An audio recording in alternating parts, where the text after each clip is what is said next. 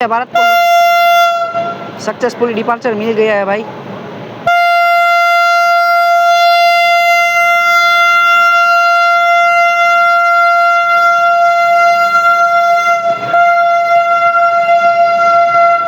ओखा अहमदाबाद वंदे भारत।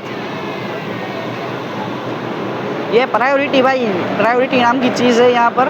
पहले ये ट्रेन आई लेकिन इसको पहले नहीं सिग्नल दिया, ये उसके बाद आई फिर भी इसको पहले जाने दे रहे हैं।